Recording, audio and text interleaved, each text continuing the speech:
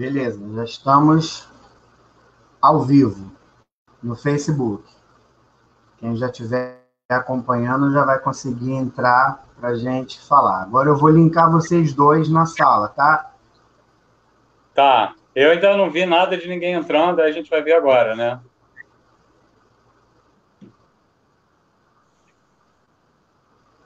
Você vai acabar não vendo, porque você está usando o seu celular, né? Então você não vai conseguir assistir isso, tá bom? É, Se você pegar o celular de eu uma não indústria aí do consegui seu lado, você entrar. vai conseguir ver.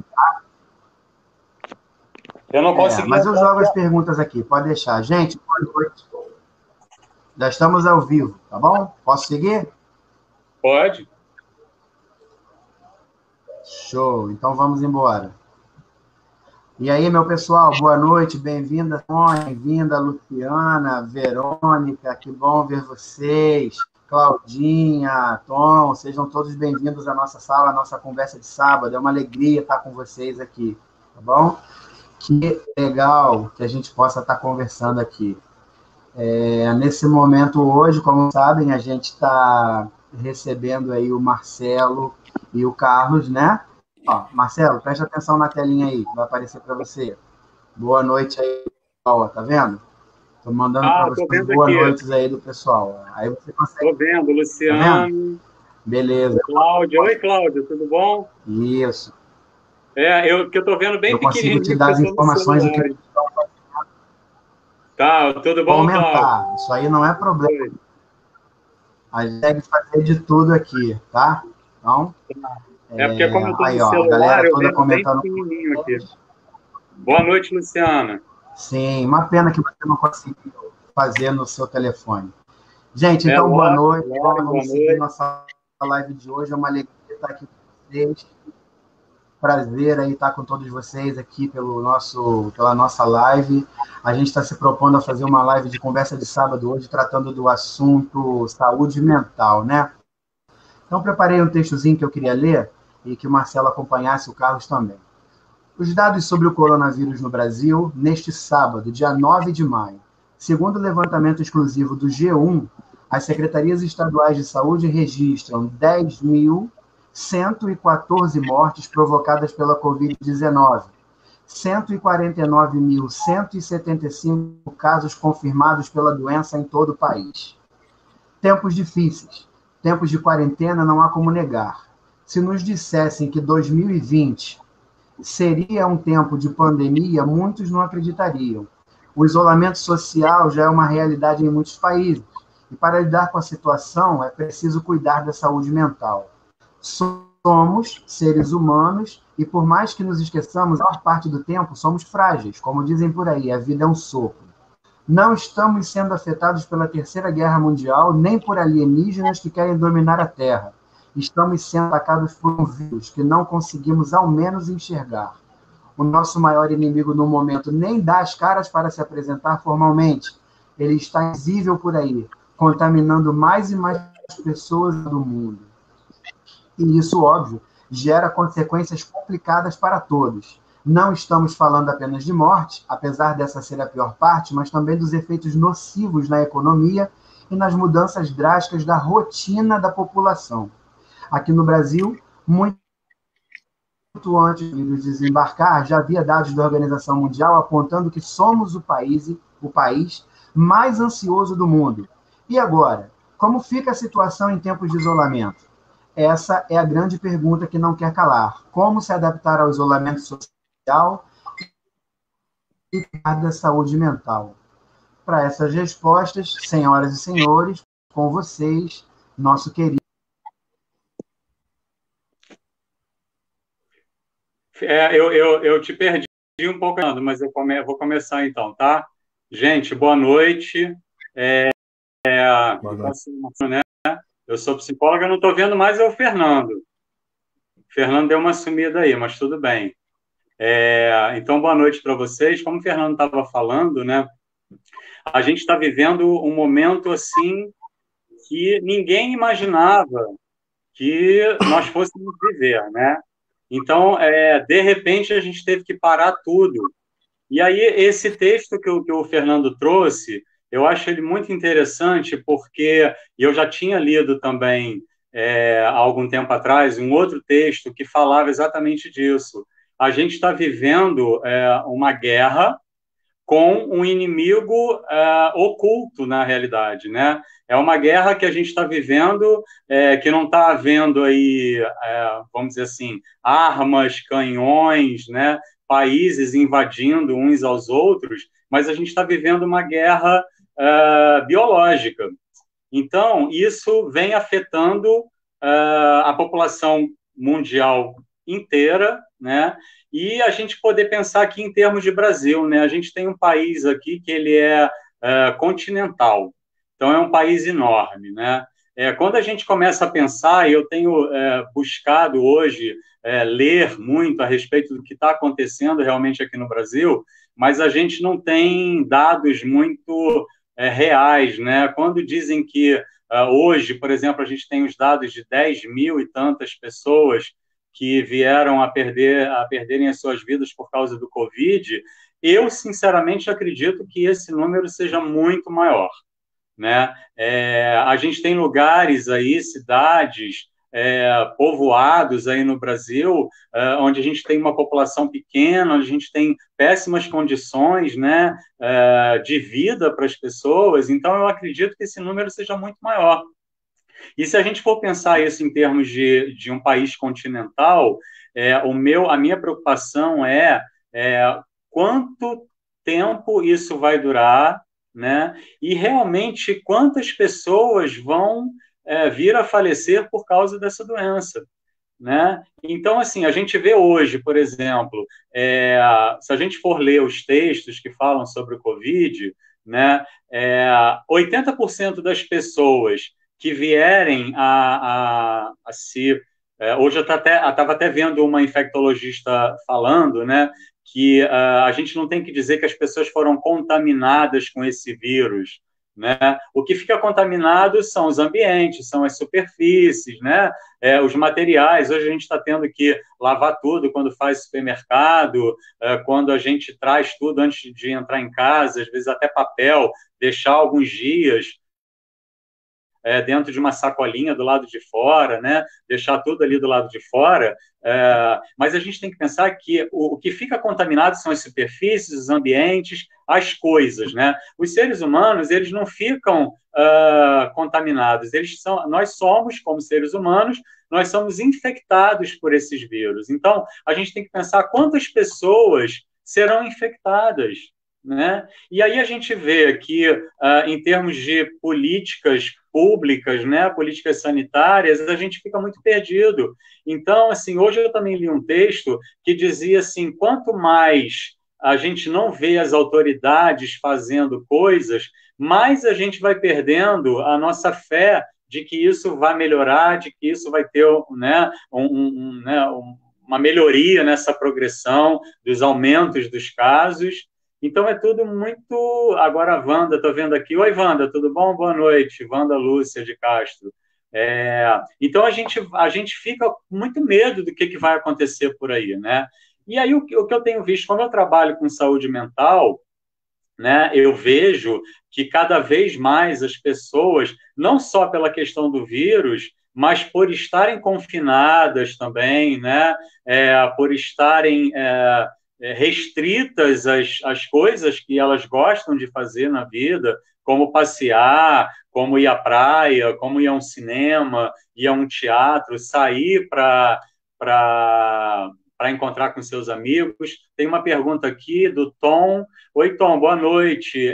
Como trabalhar o psicológico com ações reais que nos impeça de enlouquecer? Eu vou te responder, já vou te responder isso, né, só para eu poder fechar esse raciocínio. A gente tá tendo que se privar de muitas coisas hoje, né? Então, assim, o que faz a gente poder relaxar, né? É encontrar os amigos, é estar com a família. Amanhã é Dia das Mães, então a maioria das pessoas que tem mãe e que não podem estar com as suas mães vão ter que fazer encontros virtuais, né? Eu tenho esse privilégio de poder passar o Dia das Mães com a minha mãe, porque nós moramos juntos, mas os meus irmãos, por exemplo, vão estar virtualmente nesse encontro, né? Mas eu imagino a angústia que seja para essas mães que não vão poder estar com seus filhos fisicamente, né, que só virtualmente, para aqueles filhos que querem, que gostam de estar com a sua família e só vão poder fazer isso virtualmente, né?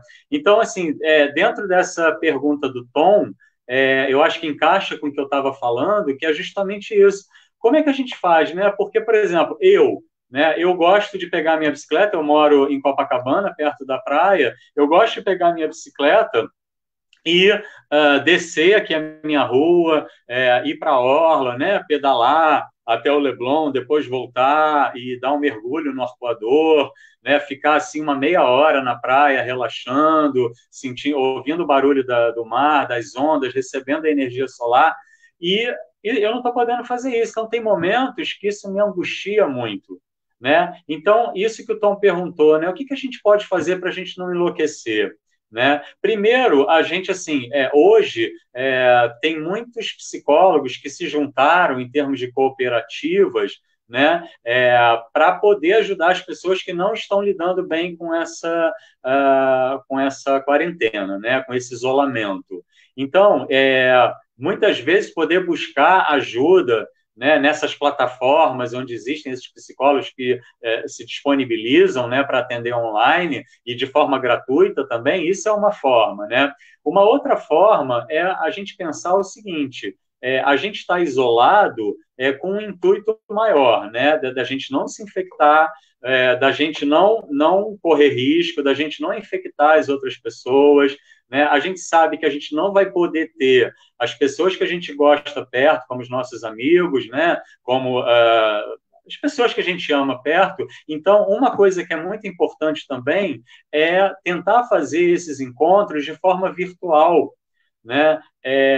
Uma coisa que eu tenho visto também as pessoas sofrerem muito, né, no momento que perdem os seus entes queridos ou amigos de amigos ou até amigos mesmo, pessoais, de não poderem ir dar um abraço, de não poderem ir a um velório, de não poderem ir a um enterro. Então, isso aumenta o sofrimento. Você não pode abraçar alguém, né? Você não pode fisicamente tocar em alguém. Então, isso muitas vezes pode parecer enlouquecedor mesmo. Então, assim, eu penso que uma coisa que ajuda muito é a leitura, né? Eu agora estou lendo um livro, aliás, eu leio vários livros ao mesmo tempo, mas eu estou lendo um que é muito interessante, que é um livro que conta a história de uma menina africana que ela é trazida para o Brasil como escrava, né? Chama Um Defeito de Cor, que é um livro grande, é um tijolão, são quase 900 páginas, mas eu estava até conversando com uma amiga agora e eu estou viajando nesse livro, porque, como em qualquer outro livro que a gente acaba viajando, que você vai meio que se deixando levar, se conectando com as imagens que são trazidas naquela leitura, tentando visualizar tudo aquilo que é dito, tudo aquilo que é falado em termos de lugares, de pessoas. A leitura é uma coisa que faz a gente sair de uma angústia achando que a gente vai enlouquecer. Então, tem isso, né? Os encontros virtuais, a leitura, você poder fazer uma meditação. Tem muitos sites também que estão ajudando as pessoas, fazendo meditações guiadas, né? O mindfulness também, que é muito bom para trabalhar a questão da ansiedade. Então, assim, mais uma ideia, né? Da meditação, de você... Tem pessoas que, às vezes, elas têm dificuldade também de meditar, mas se você conseguir ficar no seu quarto, né, você num ambiente tranquilo, você colocar uma música suave, e você poder ir e se entregando àquela música, trabalhando a sua respiração, né? Muitas pessoas se queixam que estão tendo algumas crises de ansiedade, onde a respiração fica muito ofegante, onde o ar é perdido e às vezes se confunde um pouco com os sintomas da própria Covid, né? Mas em último caso, né, no extremo, que as pessoas começam a ter falta de ar. Mas, então, assim, a respiração ela é essencial para poder se trabalhar, né, a ansiedade. Então, tentar concentrar na respiração, saber que você não vai desmaiar, né, que você consegue trazer o ar de volta, concentrando na sua respiração. A nossa respiração é a nossa base, é aquilo que nos centra, aquilo que nos coloca em equilíbrio. Então, você conseguir trazer a, a respiração de volta de uma forma equilibrada, né? Você tentar pausar, né? Inspirar e expirar tranquilamente, fundo, profundamente, né? Levando a respiração até o umbigo. Isso é uma técnica que ajuda muito na questão da ansiedade. Então, assim, escrever também, colocar no papel todas as angústias, poder falar sobre isso no papel. Isso também ajuda, né? Existe a terapia pela escrita. Então, a gente tem aí alguns movimentos, como o Tom perguntou, que pode nos ajudar a não enlouquecer nesse momento, né? E poder conversar com as pessoas, mesmo que seja virtualmente, mas poder falar, olha, hoje eu não estou bem, hoje eu não estou legal, né? Poder ajudar naquele dia que você está bem, quem que você percebe que esteja precisando de ajuda, nas suas redes sociais, que coloque de alguma forma, hoje eu não estou legal, né? Então você poder conversar e poder se colocar como uma pessoa que esteja ajudando alguém. Então, essas são as técnicas, fazer exercício físico, né? Então, assim, as pessoas ficam preguiçosas, começam a comer muito, acabam ficando compulsivas, mas, assim, o exercício físico, uma atividade física, né? Eu, por exemplo, estou fazendo isso, assim, né? Eu preciso, como eu não posso pedalar, eu levo a minha cachorra na garagem, eu desço a escada, subo a escada, tento fazer isso umas 3 vezes por dia, uma forma dela fazer exercício, de eu fazer exercício, né? E uma coisa, gente, que é muito importante é o seguinte: filtrar as notícias ruins, porque a gente tem uma overdose, né, de informação. Né? Então, nas redes sociais, seja no Facebook, no WhatsApp, no Instagram, uma overdose de informação e muita informação negativa, muitas fake news também, né? Mas informações negativas pesadas, aquilo vai piorando, vai deixando a gente pior. Então, poder filtrar isso, tirar um momento do teu dia só para você ver notícia, que seja pelo jornal, que seja pelas redes sociais, você tirar um tempo para isso, né? E ir filtrando, gente. E assim, se está na tua timeline do Facebook, passa direto, sabe? Bota ocultar, tentar evitar também as discussões, né? Nas redes sociais, os conflitos nas redes sociais. Isso também ajuda, porque você também vai limpando a sua mente e você vai trazendo muita energia boa.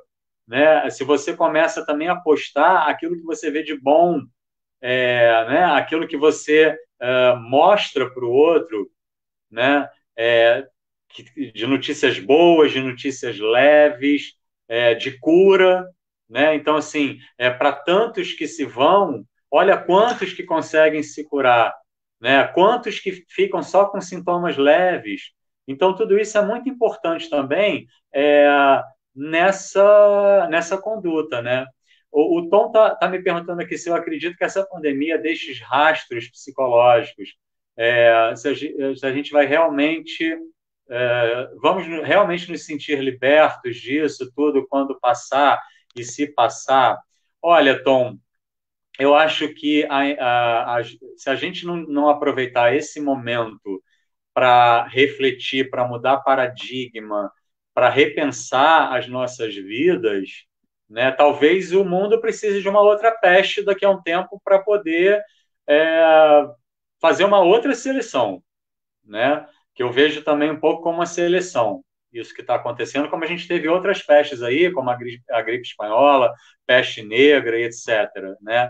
Mas eu acho que a nossa vida não vai voltar ao normal, né? Porque o normal estava doente, né? O normal que a gente estava vendo estava doente, né? É só a gente ver o que está acontecendo na natureza hoje, né? Os animais silvestres recuperando seu espaço, né? A natureza revivendo, né? Então, assim, nós, seres humanos, adoecemos o planeta, né? E aí precisou vir um vírus como esse para poder mostrar para a gente que a gente precisa rever muita coisa. Então, eu acho que isso ainda vai demorar, né? Dizem que tudo vai acontecendo progressivamente e que a gente ainda vai ter uns 2 anos aí pela frente de enfrentamento de mudança de paradigma, né? Então, assim, não acredito que isso vai ser rápido, né?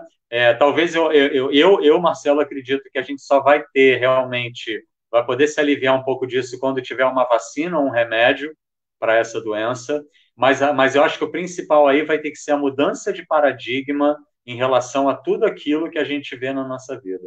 A Cláudia também está falando aqui, é hora de reavaliar e projetar para o futuro. Eu penso, Cláudia, que, não, sabe, eu sempre fui muito, até pela minha profissão, né, e por uma das minhas especializações, que a gente trabalha com dependência química, então eu sempre pensei muito no só por hoje, um dia de cada vez, né? E hoje a gente está tendo que viver assim, é um dia de cada vez. Não dá para você programar muito as coisas muito lá para frente. Então, assim, vamos planejando um dia de cada vez, né? E reavaliando, sim, e repensando. Olha, com quanta, assim, se a gente for olhar hoje, a gente precisa de muito pouca coisa para a gente ser feliz, né? E hoje, o que mais nesse momento, se perguntar para todo mundo o que faria feliz, seria um abraço, um beijo, poder estar com os amigos, poder estar com toda a família, né? Tem uma outra pergunta aqui do Tom. Marcelo, o feminicídio tem crescido muito, muito com tudo isso. A questão está no ato da pandemia, ou é da natureza do homem agressor e a sua pandemia como desculpa? Eu acho que sim, Tom. Eu acho que tem isso, né? Assim, como tem essa coisa muito intensa do convívio, né? E aí aparecem aí também, em função de tudo que está acontecendo, as raivas, as frustrações, né? O homem que agride, ele é um homem raivoso, né? Ele tem as suas raivas que ele traz lá da sua infância, da sua história familiar, e que ele desconta em quem está mais próximo, né? Então ele vai jogar a sua raiva e aí acaba jogando na mulher, e aí a gente vê o feminicídio, as agressões que aumentaram muito nessa época de pandemia e que também virou uma pandemia, né? As agressões. Então, assim, na realidade, a pandemia é uma desculpa, né? Como uma forma das pessoas tentarem jogar a sua raiva e a sua frustração em tudo que está acontecendo, mas isso é uma questão que é interna, né? É uma questão da própria pessoa, é uma questão de, sabe, da forma como a pessoa se encara e encara o mundo que ela vive. A Georgiane Pereira está me perguntando aqui, eu tenho visto pessoas exatamente como era antes dessa crise de saúde, como pode isso ser possível? É como se a doença e a quarentena não existisse. É verdade. Eu também fico chocado, viu, Georgiane? Talvez as pessoas só realmente valorizem e encarem de uma outra forma quando perderem alguém muito próximo, né? Porque a gente está vendo isso no mundo, né? A quantidade de pessoas conhecidas, né? Que são artistas, celebridades e outras pessoas que, quando são da própria família, quando são amigos de amigos, né? Mas parece que muita gente não acredita. A gente vê vídeos de pessoas em vários lugares, sem máscara, com aglomeração, seja na Zona Sul, na Zona Norte, no subúrbio, na Baixada, em todos os lugares isso vai acontecendo. Então, talvez as pessoas achem assim, eu sou imune a isso e nada vai acontecer comigo, mas quando acontece, talvez a gente só valorize quando as coisas realmente acontecem muito próximas, né? O Tom está perguntando alguma razão para os casais estarem se separando pela questão atual?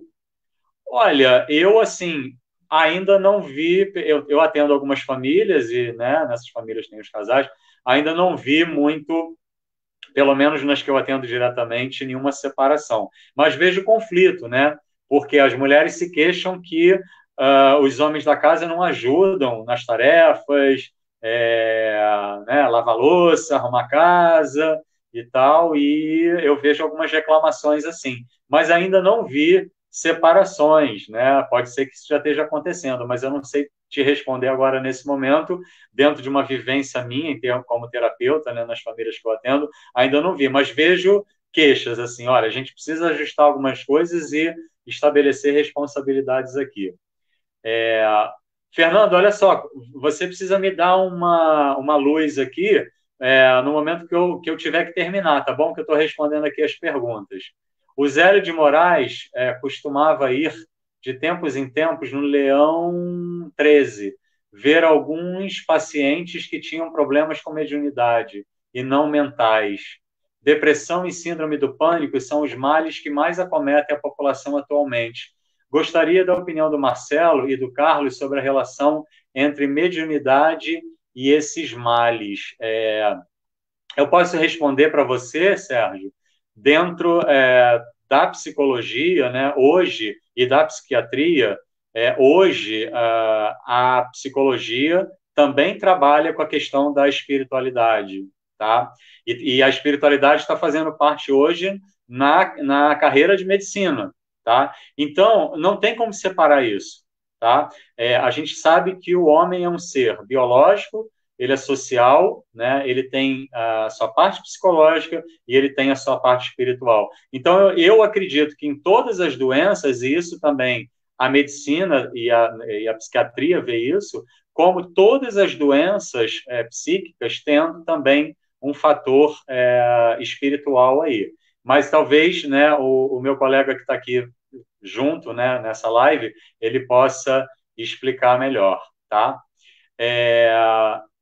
Fernando, só para você me dar um alô aí de quanto tempo eu ainda tenho, tá?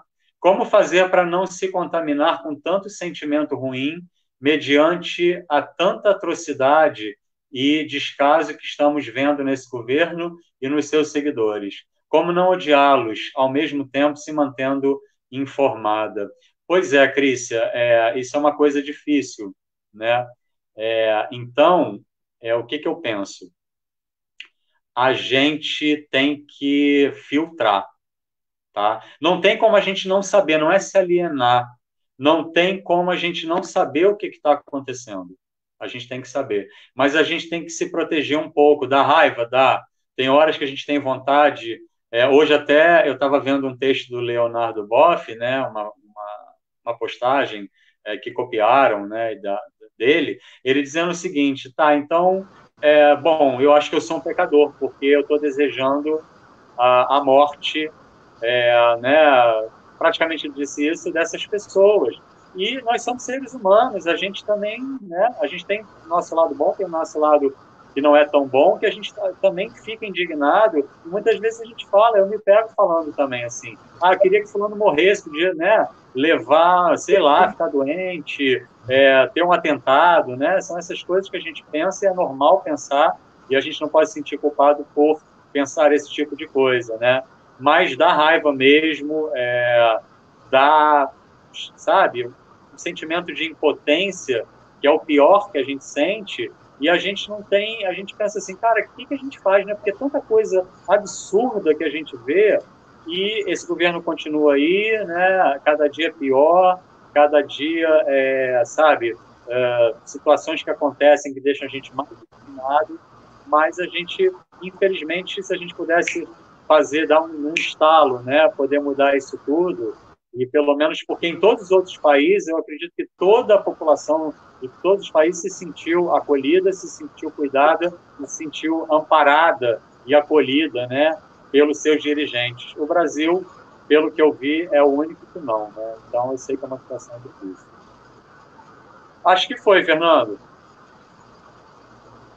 Oi, Fernando. Irmão, maravilhoso, né? Estou ouvindo. Certeza que todas as pessoas estão extasiadas aí com a sua participação na live. E não desliga, não. Eu vou trazer o Carlos aqui, que depois a gente vai fazer um bate-papo. Tá. Tá? Porque aí eu vou trazer o Carlos aqui agora, que aí a gente faz um bate-papo dos três, e aí daqui a pouco a gente vai fazer a coisa ficar melhor ainda. Carlos Soares, seja bem-vindo. Sob a ótica espiritual, há uma lição que deve ser aprendida por todos com a pandemia. A humanidade, em sua maioria, precisa repensar a vida, desenvolver sua consciência mais lúcida e deixar o estado evolutivo. Ainda tão identificado com a realidade material, precisamos aprender que essa necessidade é uma reflexão espiritual. Ou seja, o que está ocorrendo nesse momento faz parte de um processo de regeneração do planeta e reflete a grande necessidade de mudança do estilo da vida humana. O planeta está trabalhando na limpeza que há tanto tempo as profecias falam, não apenas em si, mas em diversas camadas existenciais. As mensagens vai durar ou isso acaba? O que precisamos refletir, Carlos? Seja bem-vindo à nossa live da Tesla. É uma alegria para quem não conhece o Carlos. Já fez inúmeras palestras maravilhosas aqui na Tesla sobre o tema Kardec. É um irmão amado que a gente tem o prazer de receber e fico muito feliz, Carlos, da sua participação. Todo mundo contigo agora. Seja bem-vindo.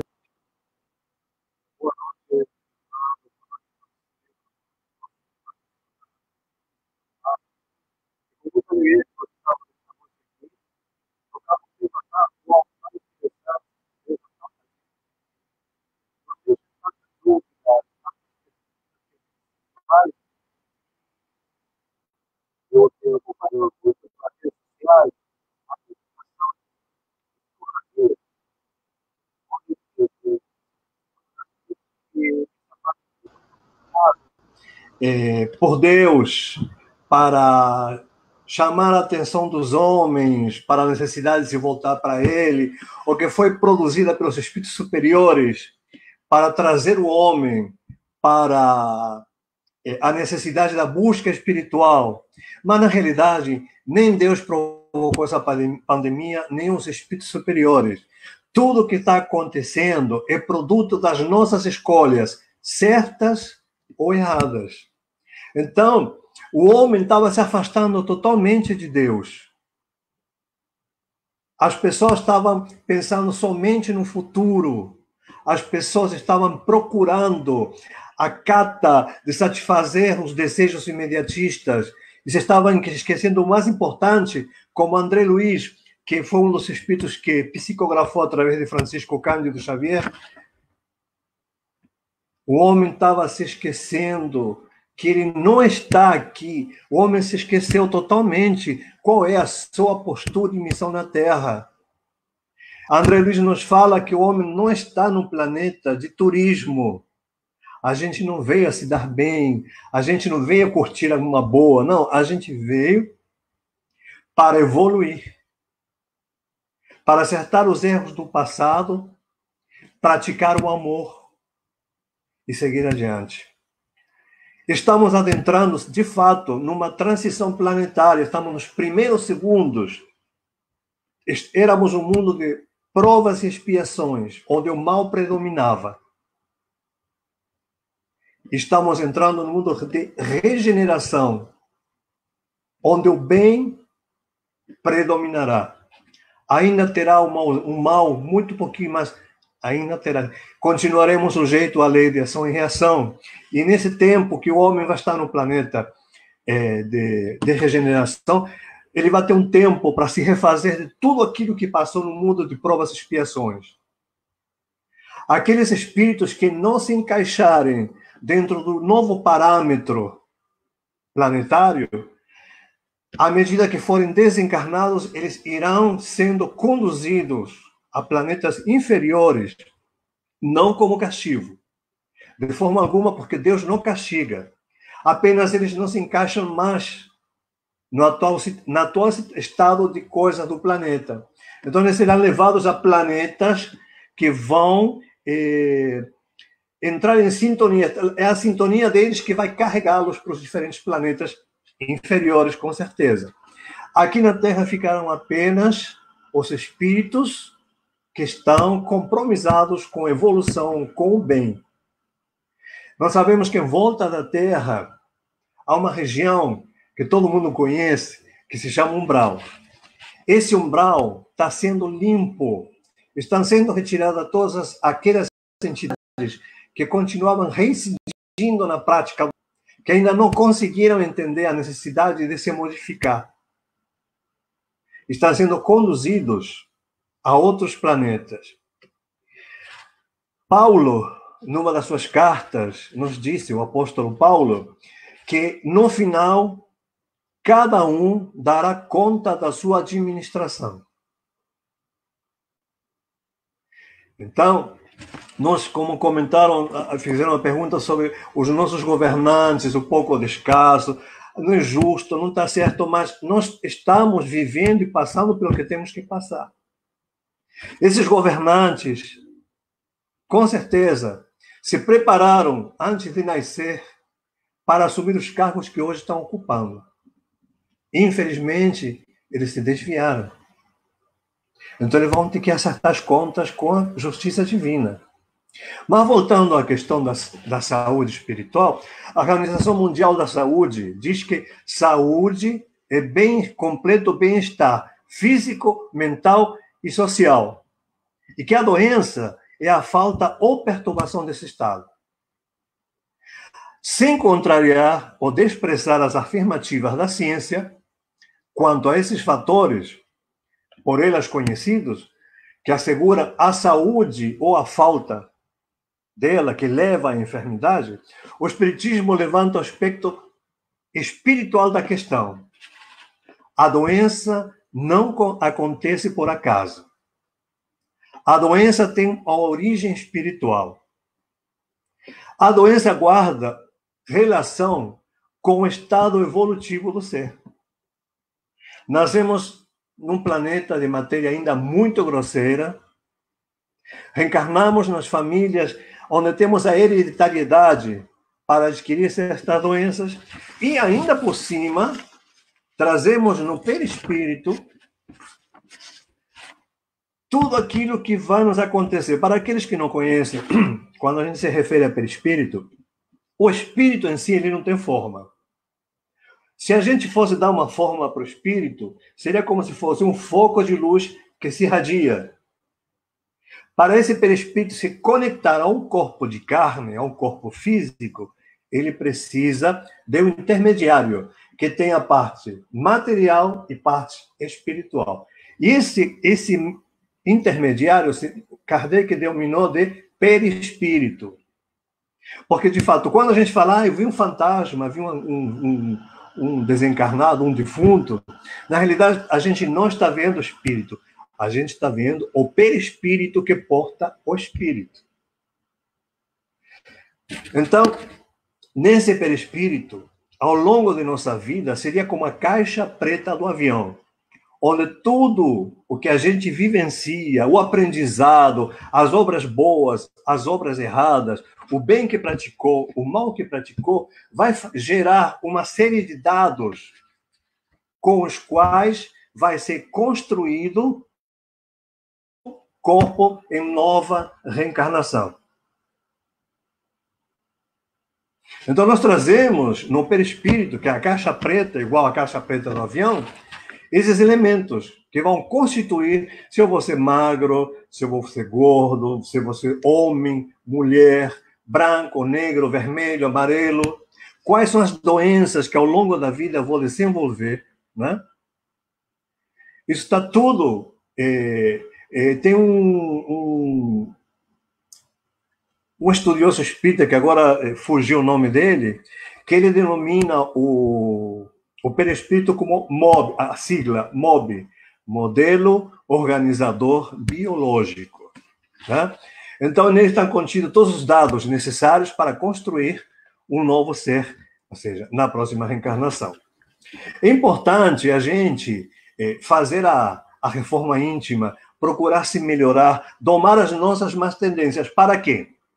Assegurar a próxima reencarnação neste planeta de regeneração.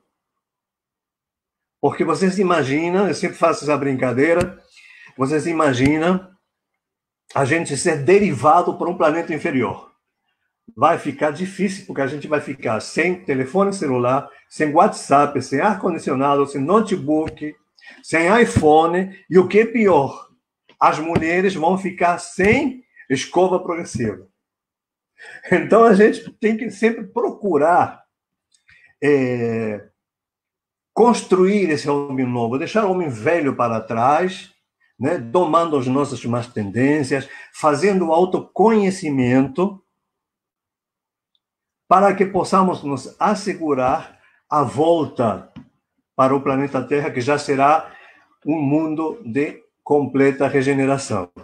Kardec nos fala que as doenças fazem parte das provas e vicissitudes da vida terrena. São inerentes ao estado grosseiro da matéria.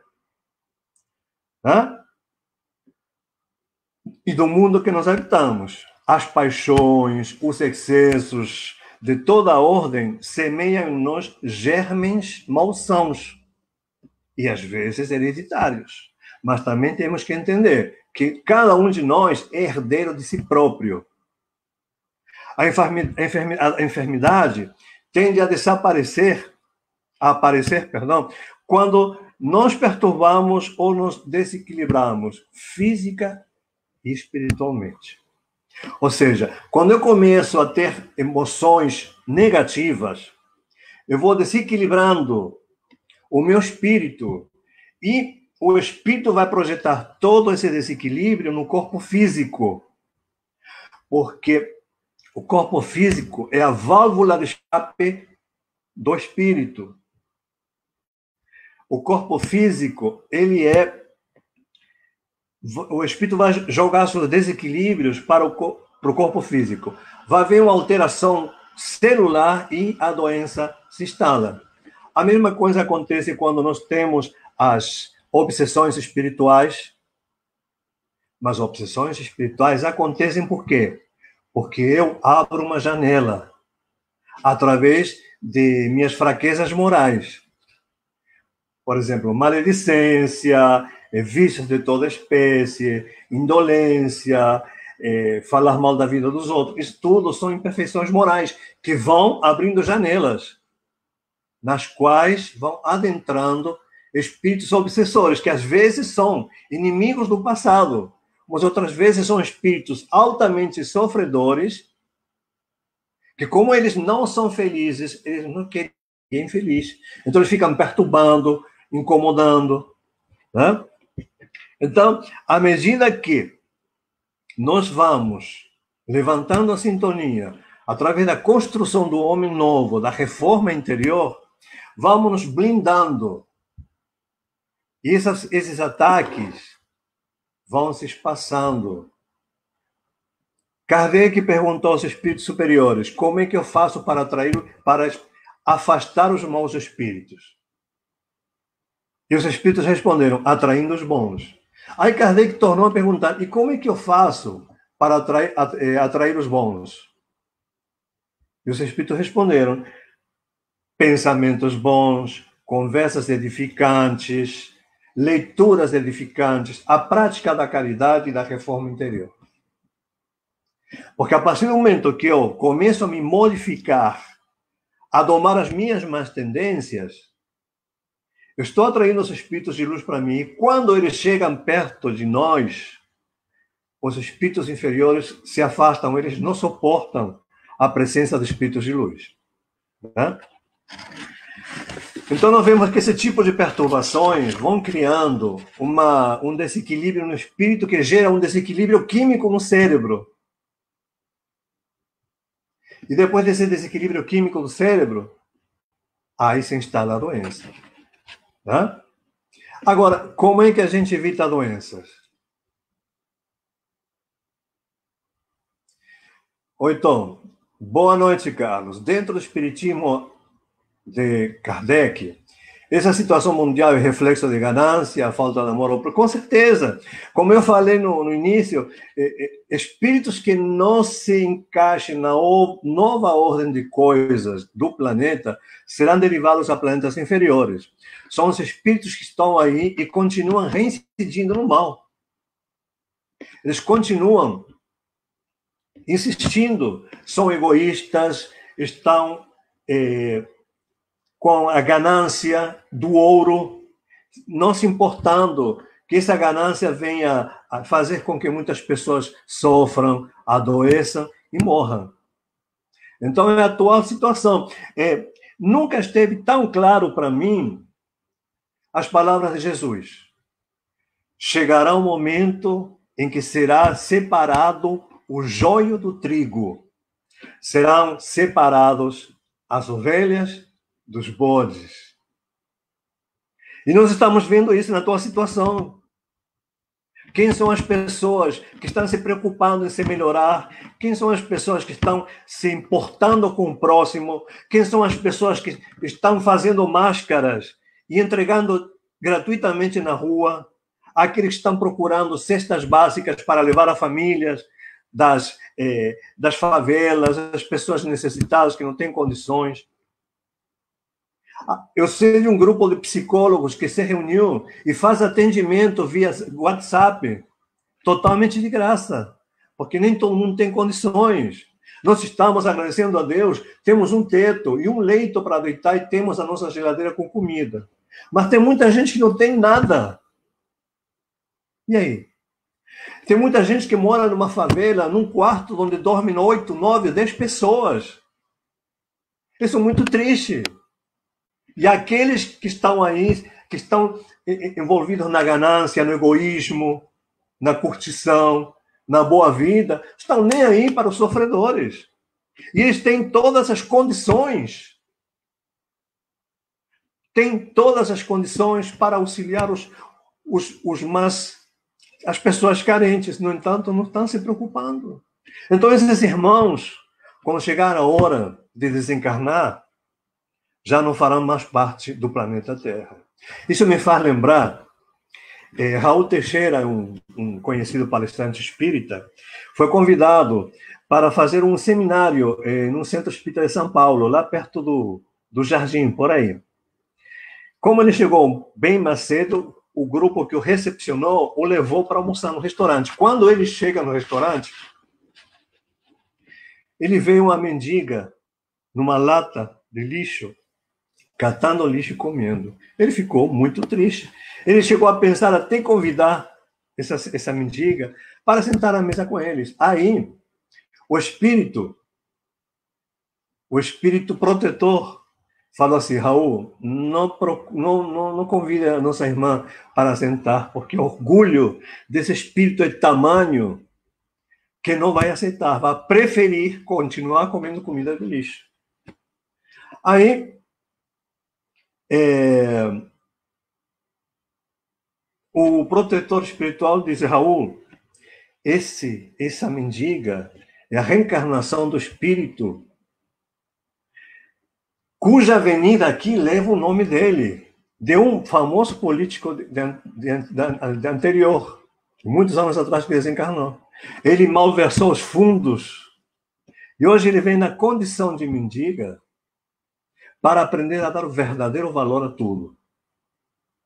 Gente, não quer dizer que olho por olho, dente por dente.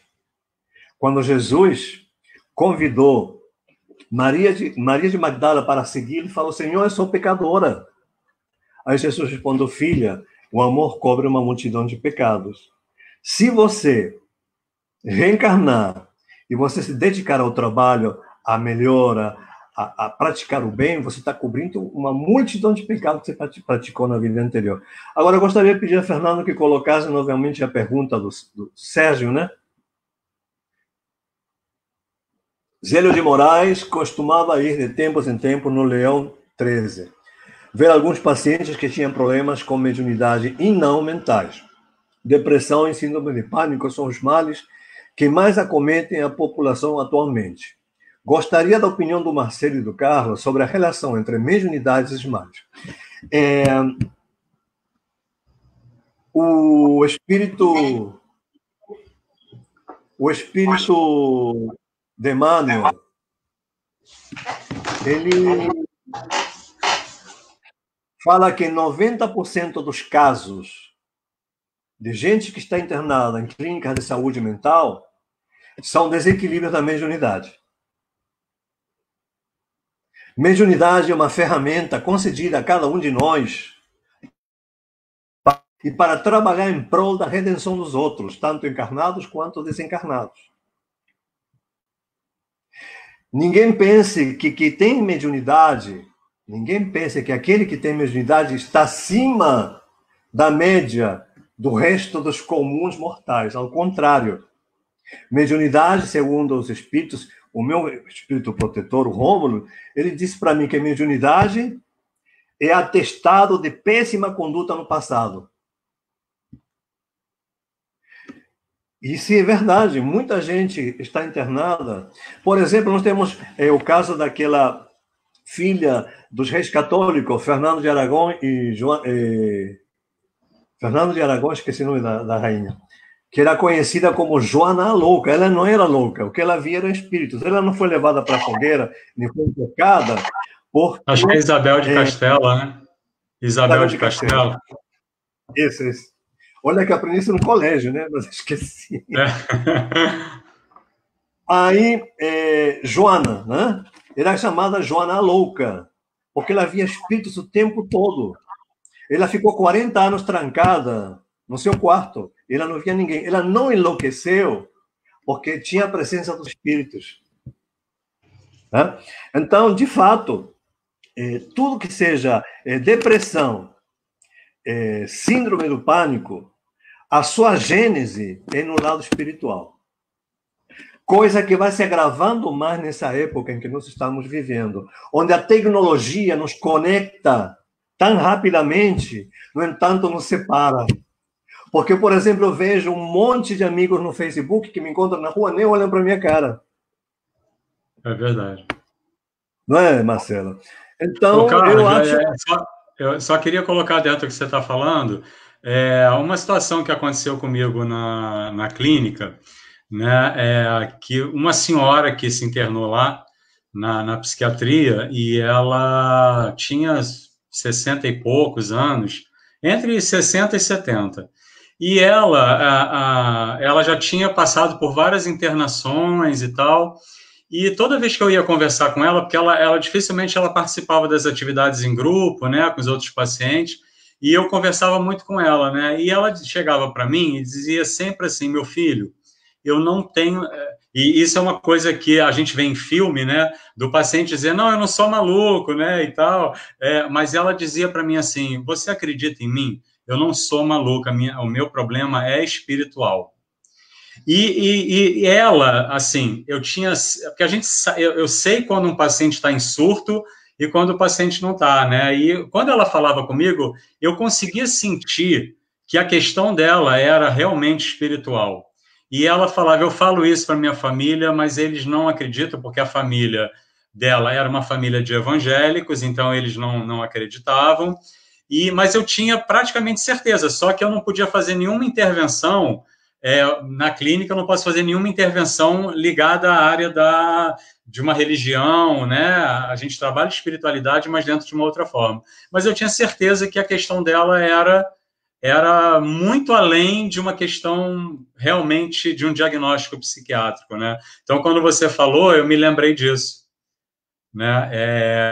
Que foi um caso que eu vivenciei ali na clínica.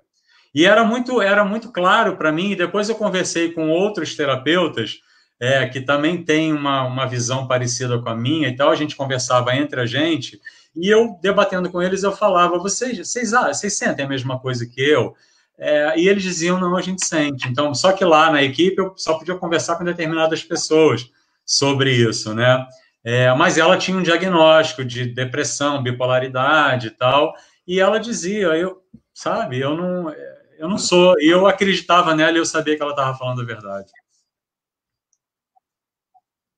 Marcelo, eu tenho uma história que eu conheci de um enfermeiro que trabalhava lá no Jurujuba, né? Chegou uma doente que ela chegava em estado catatônico, sabe? Ela não comia, não se alimentava, se sujava toda, então tinha que se dar banho, alimentação na boca, aquela coisa toda. Só que ela não era doente mental. O problema dela era mediunidade em desequilíbrio, porque qualquer pessoa que se aproximasse, qualquer enfermeira que chegasse até ela para dar banho, para trocar, ela começava a falar e ela soltava todos os podres da pessoa. Ou seja, Sim. isso inspirada pelos espíritos que a acompanhavam. Sim. Só tinha um enfermeiro que ele, por coincidência, ele era espírito, uma pessoa muito piedosa, muito caridosa, uma pessoa muito correta. Era a única pessoa que não falava nada. Então ninguém chegava perto, porque ele ventilava os podres todinhos da pessoa. Ela falava. Ela falava. Então você veja bem, nós entendemos cogito ergo sum, né?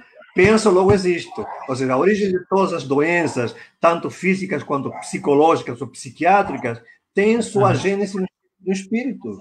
Sim. Porque a gente tem que entender que o corpo físico é apenas uma ferramenta. É uma ferramenta para interagir no mundo da matéria. A gente tem que entender que o corpo tem que cuidar dele, claro, com certeza. Agora, como é que nós vamos entender que a verdadeira vida, mesmo que a gente não consiga entender isso, mas a verdadeira vida não é aqui, é na parte espiritual. Agora, tem uma pergunta aí que eu vi, mas já saiu, era sobre como é que vão ficar as reuniões espíritas, não é isso, né? Nas casas espíritas, né?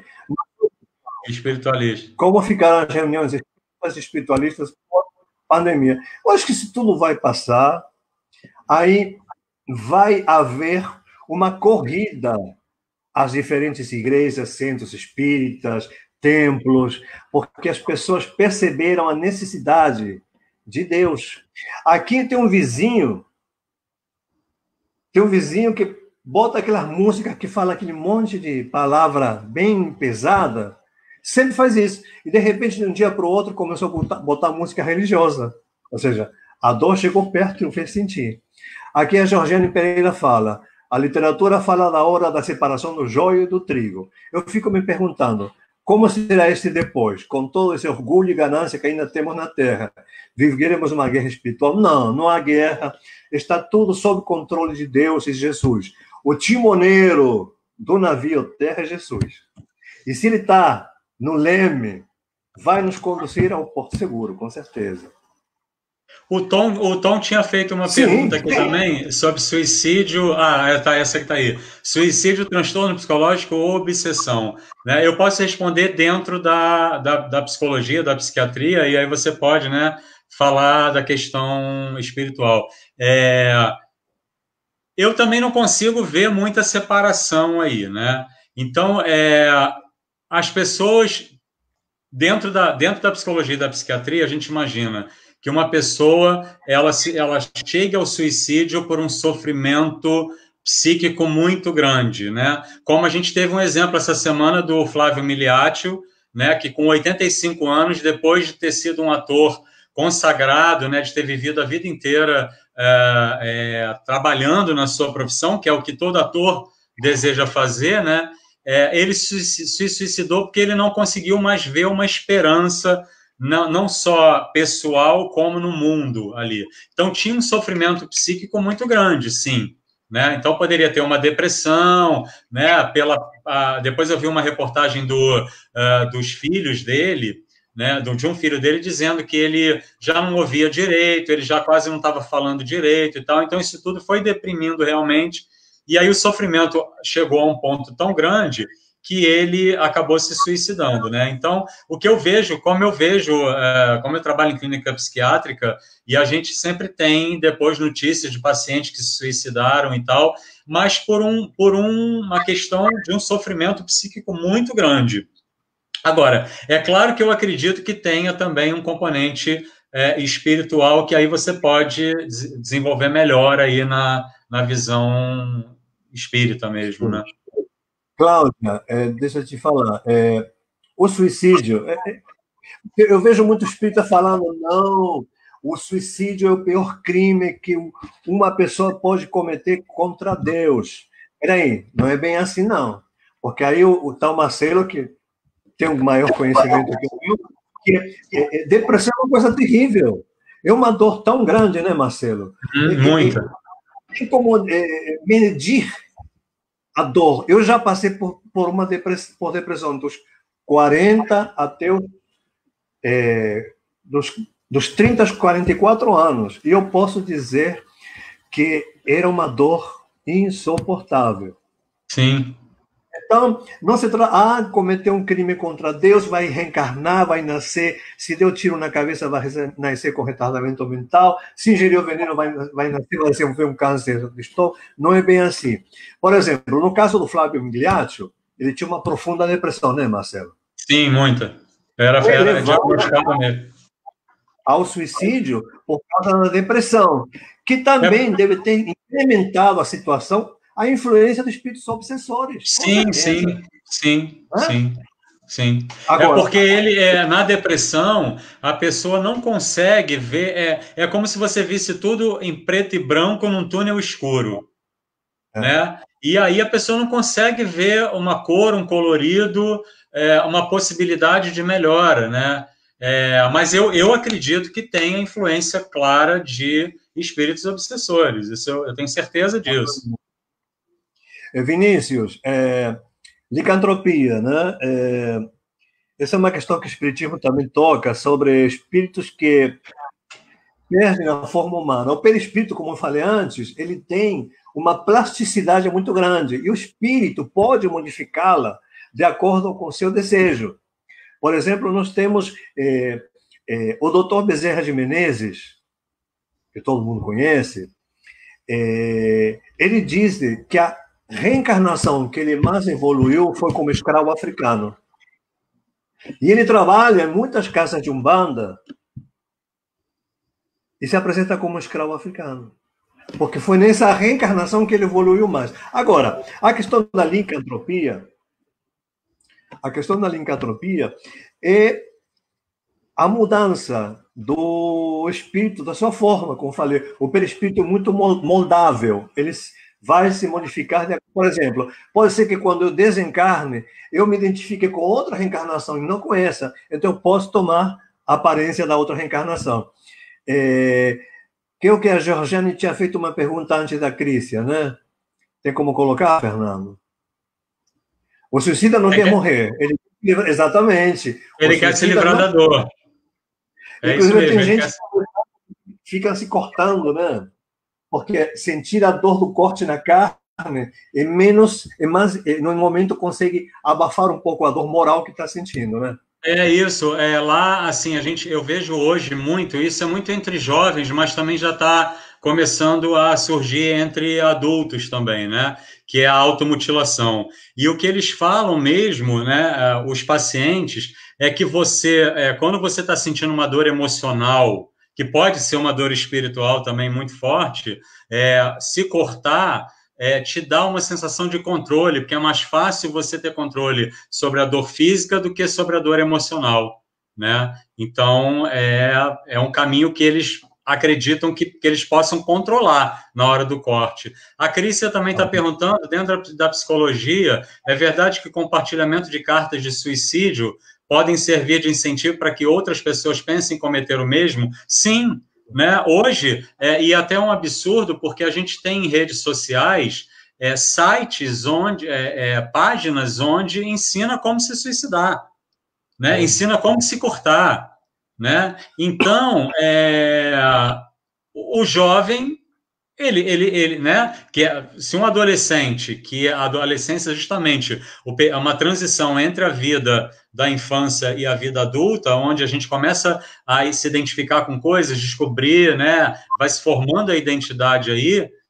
O adolescente ele é influenciável, e aí ele vê alguém incentivando e ele corre realmente para cometer um ato suicida, né? Aí a questão de como estão interligados os problemas psicológicos, psiquiátricos e mediúnicos é complicado, né? O Marcelo deve ter mais conhecimento dessas questões, mas nós sabemos, como disse no início, que todas as alterações comportamentais, as doenças psicológicas, não sei se é assim que se fala, Marcelo, ou psiquiátrico, tem sua gênese de forma espiritual. E muitas pessoas, como ele diz, 90% dos internados em hospitais psiquiátricos, em clínicas, né, são médiuns que não têm a menor ideia do que seja a mediunidade. Era o meu caso, por exemplo. Me lembro que quando eu ia deitar, eu não era espírita, não nada. Ia deitar na cama, aparecia na beira da minha cama entidades monstruosas. Filme de terror era brincadeira, porque eram coisas terríveis. Eu ficava vendo aquilo, eu tinha um pavor. Ou então parece que meu quarto tinha 15 pessoas, todas elas falando ao mesmo tempo. E se você não tem o discernimento de procurar, primeiro, um tratamento psicológico, com certeza, ou psiquiátrico, né? Porque o mais importante, acima de tudo, é o tratamento médico, o tratamento psicológico. Isso é elemental, elemental. Exatamente. O tratamento espiritual vem junto, né, Marcelo? E eu já vi lugares... Não, pode falar, pode falar. Eu vi uma pessoa vem no meu centro falando que ela foi num centro espírita, onde disseram: minha filha, seu problema é mediunidade, ela tomava tarja preta. Você para de tomar tarja preta. Gente, como é que um dirigente de um centro espírita que não é médico vai falar que você tem que parar com o medicamento? O nosso conselho é: procure seu médico, siga o tratamento ao pé da letra, e nós vamos fazer, sim, um tratamento espiritual. E que é o conjunto disso. É o conjunto, né? Você trata da parte psiquiátrica, você trata da parte espiritual. É um conjunto de coisas, né? Então, assim, tinha algumas pessoas, quando falaram do suicídio, a Cláudia colocou aqui, baleia azul. Teve aquele momento da baleia azul que foi quase uma pandemia, né? Vamos dizer assim, porque aconteceu no mundo inteiro, né? Então, não tem, eu não consigo ver, não tem como separar. Eu me lembro uma vez que eu estava atendendo uma paciente na clínica, e é uma paciente suicida, uma paciente de automutilação, que tinha um diagnóstico de transtorno de personalidade borderline, e teve um momento que eu estava atendendo, e assim, vários terapeutas passaram, fizeram parte da equipe que tratava ela especificamente. E teve um momento que eu tinha certeza absoluta que quem estava discutindo comigo ali, porque ela começou a me enfrentar, né? Quem estava discutindo comigo ali era um espírito que estava obsediando ela ali, né? Mas eu não podia entrar nessa seara dentro da clínica, mas eu tinha certeza disso. E aí a gente sente isso, né? Principalmente quando a gente é mais sensível, a gente é sugado muitas vezes. Tem dias que eu saio da clínica sugado, né, completamente sugado. E aí a gente vê, porque de repente tem pacientes, quando eles estão em surto, que a gente tem essa ideia de que tem um espírito ali também obsediando e tal, e essa, consumindo a nossa energia, né? Então isso eu sinto muito lá na clínica. Só para dar um alô aqui, que entrou o meu primo, o Roberto. Oi, Roberto. Legal que você veio e tal. Então, assim, a gente poder pensar que eu não vejo como separar, né? Então, assim, eu tenho muitos pacientes que muitas vezes eu posso entrar numa seara falando da questão espiritual, mas eles sabem que eles nunca podem deixar de, muitas vezes, porque se um bipolar, ele não pode parar de tomar medicação e se tratar só espiritualmente, ele tem que fazer as duas coisas, né? Não dá para ele abandonar um tratamento e ficar com o outro. É um conjunto de coisas que trata, né, aquele paciente. Uma pergunta aqui. Diante do que a Cris Alice perguntou, ressalta a fala do Lima Duarte, que disse que seu colega ator teve a coragem que ele não teve. Isso é muito grave. Eu não acho que é coragem. Eu acho que é desespero. É sofrimento. É porque talvez o nível de sofrimento do Lima Duarte seja suportável ainda, né? E o do Flávio Miliacti não foi, né? Então, eu acredito nisso. Eu acho que o Lima Duarte não chegou a um nível de sofrimento que estava, porque talvez o Lima Duarte não tenha uma depressão diagnosticada, enfim. Mas eu acho que o nível de sofrimento é que você não pode comparar aí, né? E talvez o do Lima Duarte não tenha chegado ao dele, né? Um sonho de todos os psiquiatras como espíritas estão falando. Se todos fossem, né? Seria bom. Eu posso dizer que essa questão do suicídio é uma coisa muito séria, é muito profunda. Não podemos... não, porque foi um covarde que não suportou a vida, não aguentou e se suicidou. Não podemos julgar, porque não sabe... Joana de Ângeles, que é a mentora espiritual de Edivaldo Pereira Franco, disse que para você julgar alguém, você tem que conhecer toda a vida dessa pessoa e todas as anteriores reencarnações. Então, de forma alguma, a gente pode julgar. Ou seja, há uma necessidade de que os pais, no caso de jovens, fiquem atentos ao comportamento do jovem, quais são as leituras, o que ele navega na internet. Né? Isso é muito importante. Né? Isso aí é vital. Por exemplo, eu recomendo para aqueles que querem saber mais sobre a questão do suicídio, o livro Memórias de um Suicida, pela médium Dona Ivone Pereira. É muito interessante, explica muita coisa. Sim. Agora, como encarar uma onda que tenta renegar a ciência? É complicado, né? Porque tem muita gente que tem a cabecinha fraca e como se fala por aí, massa de manobra, levada para lá ou para cá. Né? É complicado. Por isso, nós que somos formadores de opinião, nós que estamos falando nas redes sociais, precisamos muito esclarecer isso, né?